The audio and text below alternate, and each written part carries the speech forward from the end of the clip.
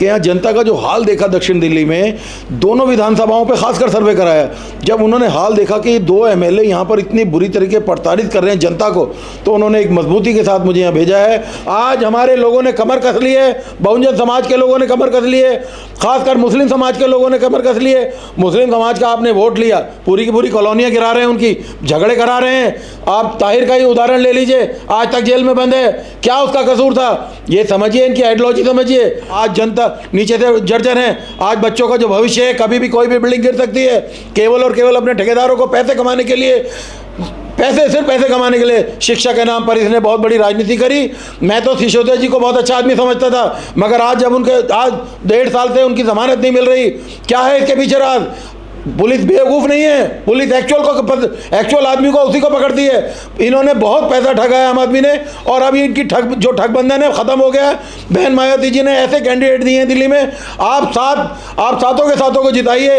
हम आपको केंद्र से रखें, जो भी इस जनता के लिए हम कर सकते हैं भरमग। आप मुझे नहीं भेज रहे, समझ लीजिए बहन मायावती जी को लोकसभा भेज रहे हैं। मैं मुद्दे उठाऊंगा, समझ लीजिए बहन मायावती जी मुद्दे उठा रही हैं। थोड़ा सा इस बार आपके पास ऑप्शन है, मेरी बातों को ज़्यादा ना समझ के, छोटी समझ के, आप मेरी हाथ जोड़ के रिक्वेस्ट है कि 18-19 लाख जो भी वोट है, ये बहुजन समाज पार्टी के दक्षिण दिल्ली के लोगों से मेरा बार बार निवेदन है।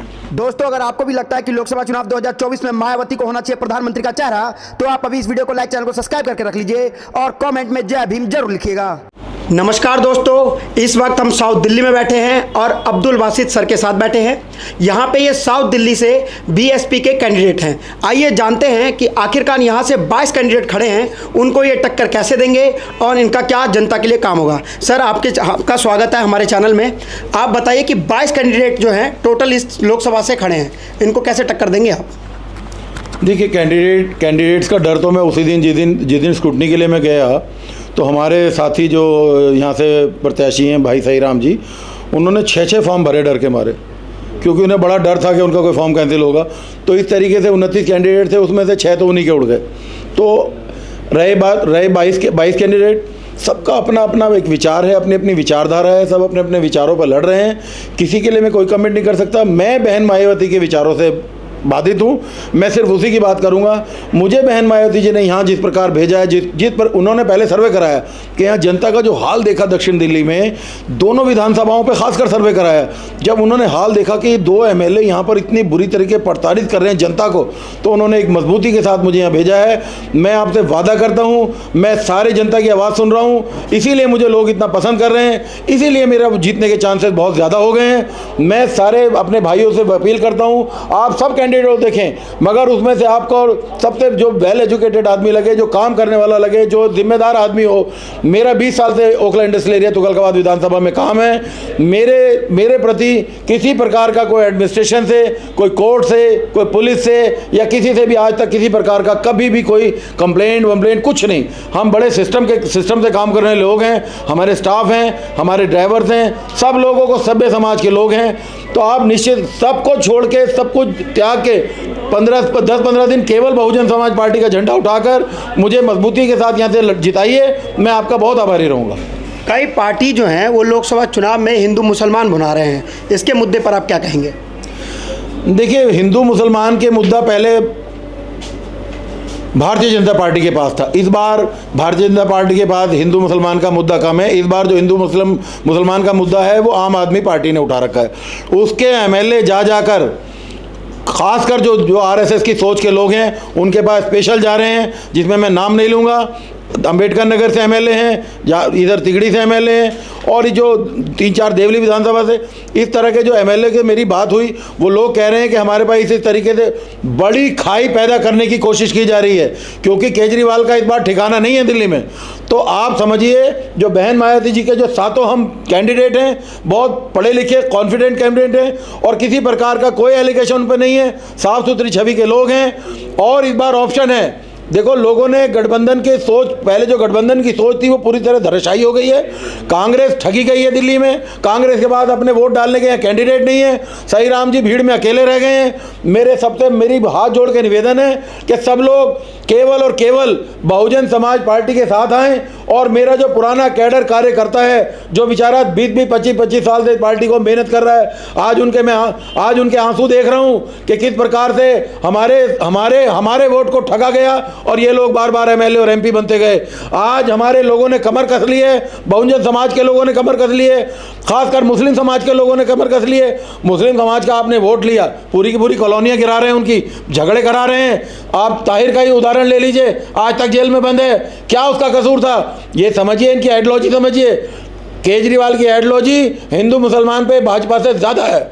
इंडिया गठबंधन कहता है बीएसपी जो है वो बी टीम है भाजपा का, इसके मुद्दे पर आप क्या बोलेंगे? देखिए, इंडिया गठबंधन का जो प्रलोभन था वो जनता ने एक आध बार सुन लिया। आप सबको समझ में, जब मैं इलाके में गया ना और लोगों ने देखा कि सब बकवास है, सब फेक बात है ना। बीजेपी, देखिए आज बीजेपी भी हमसे कमज़ोर सीट, हम सबसे ज़्यादा सीट पे देश में लड़ रहे हैं। एकमात्र बहुजन समाज पार्टी है जो पूरी सीटों पे दावेदारी और पूरी सीटों पे अपने कैंडिडेट खड़ी कर रही है। जबकि ना भाजपा, ना कांग्रेस, ना तृणमूल, ना आरजेडी, ना समाजवादी पार्टी, ना सेकुलर फ्रंट, लेफ्ट फ्रंट, कोई भी आदमी पूरे हिंदुस्तान में, पूरे देश में नहीं लड़ा रहा है। सबसे बड़ी पार्टी बहुजन समाज पार्टी है।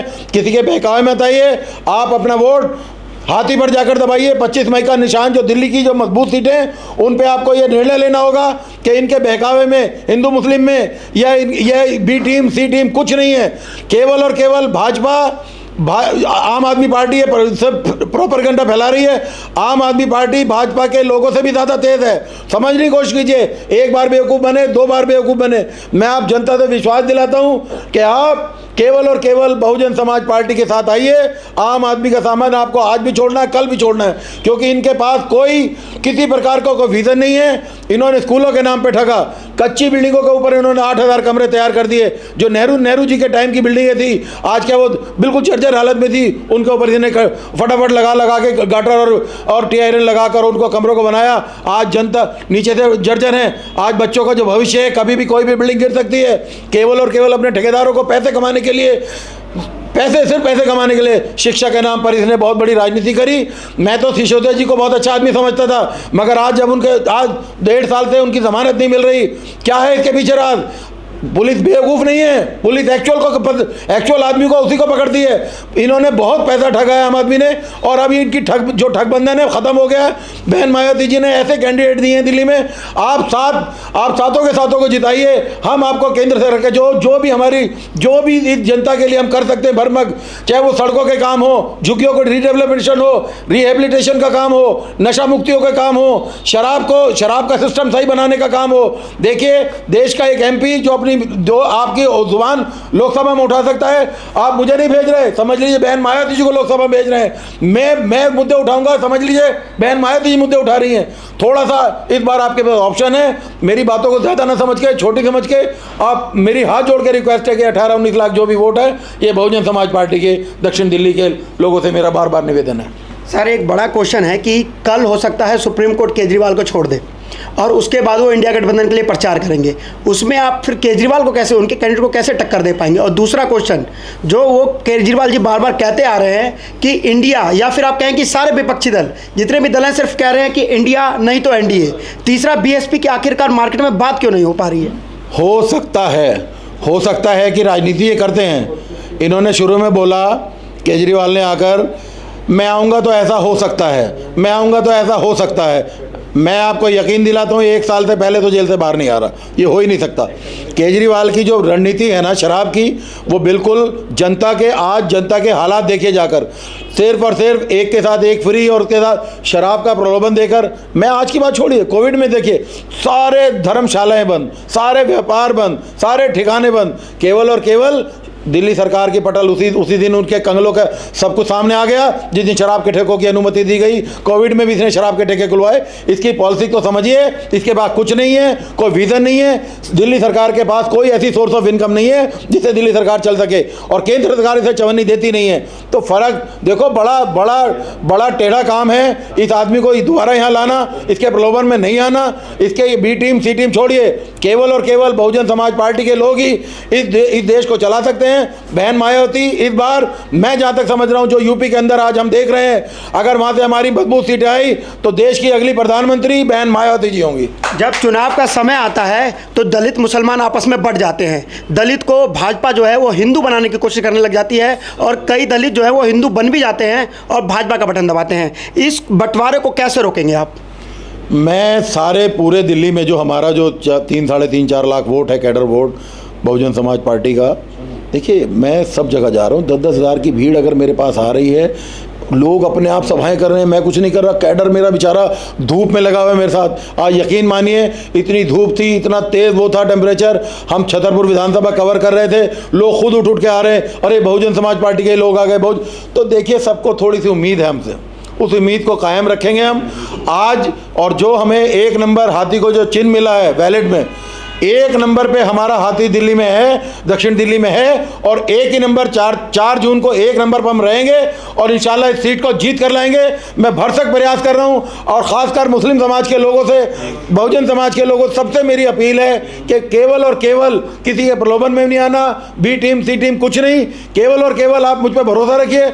मैं 5 साल के इंतजार नहीं कराऊंगा, मैं जीतने के अगले दिन से ही यहाँ पर एक्शन दिखा दूंगा, और आपको जो गरीबों के लिए, जो वंचित समाज के लिए जो जितनी भी योजनाएं हैं, उसका मैं आपको एक पूरा का पूरा प्रलेख बनाऊंगा, और मीडिया रिलीज उसी दिन, अगले दिन ही मैं एक प्रेस रिलीज करूंगा, और जिसमें उनकी जो मूलभूत समस्याएं हैं उनका समाधान करूंगा। सर, महंगाई और बेरोजगारी के मुद्दा पर क्या कहेंगे आप? देखिए, बहन मायावती के जो 4 बार का जो प्रशासन है, आप भली भांति जानते हैं, उनसे मुझे सीखना है। मैं इतनी जल्दी एक एमपी बन के, मैं आपको सच बताऊं, जो रोज़गार के लिए मैं कर सकता हूं, मैं एक प्राइवेट आदमी हूं। प्राइवेट आदमी का जिस संस्था, जिस जगह आप बैठे हैं, इसको ओखला इंडस्ट्रियल एरिया कहते हैं, इसमें भी मैंने यहाँ पर कम से कम 200-300 रोज़गार लगवाए पिछले 20 साल में, और जिनमें आज 20 से 30 हज़ार आदमी, 40 हज़ार आदमी उसमें कार्यरत हैं। मुझे रोज़गार के मामले में, मैं अपनी पर्सनल जो है मेरी, वो तो मैं कर रहा हूँ, मगर रोज़गार जो केंद्र सरकार की जो गलत नीतियाँ हैं, उसमें सुधार की ज़रूरत है। ये लोग केवल और केवल गुजरात प्रेम इनका नहीं जा रहा, इन्होंने पूरे देश को अछूता कर दिया है। एक सौतेला व्यवहार हो रहा है पूरे देश, चाहे वो उत्तर प्रदेश में हो, चाहे महाराष्ट्र में हो, चाहे मध्य प्रदेश में हो, चाहे दिल्ली में हो। बेरोजगारी का आलम यह है। अब आपको बहुत मजबूती के साथ इस गुजरात सरकार को बाइकआउट करना है। ये प्रधानमंत्री देश के लिए घातक सिद्ध हुआ है। आज 80 करोड़ आदमी जो बेचारे गरीब गुरबा हो चुके हैं, ये सब चीज़ें देख, आपके आंखें बंद नहीं होनी चाहिए। इस आदमियों को हटाइए आप। पॉलिसी जो होंगी वो केंद्र सरकार बनाएगी और नई सरकार बनाएगी। वो मायावती सरकार होगी, वो गठबंधन की सरकार भी हो सकती है, मगर मायावती जी के हमारे चांसेस सबसे ऊपर हैं कि वो प्रधानमंत्री बनने जा रही हैं। हम पॉलिसी लाएंगे, उनसे सीख के हम दिल्ली में भी उसी बातों को हम दिल्ली में भी रखेंगे। तो दोस्तों, यहाँ पर आपने अब्दुल बासित सर की सारी बातें सुनी, और यहाँ पर आपने देखा कि कई कैंडिडेट जो ऑफिस में एसी में बैठ करके काम कर रहे हैं, वहीं दूसरी तरफ यहाँ दिल्ली के गर्मियों में ये रोड पर उतर रहे हैं, सड़कों पर उतर रहे हैं, और हज़ारों की भीड़ इनके साथ जमा हो रही है। आपको क्या कुछ लगता है दोस्तों? कमेंट जरूर बताइएगा। इस वीडियो को लाइक जरूर करिएगा। जय भीम।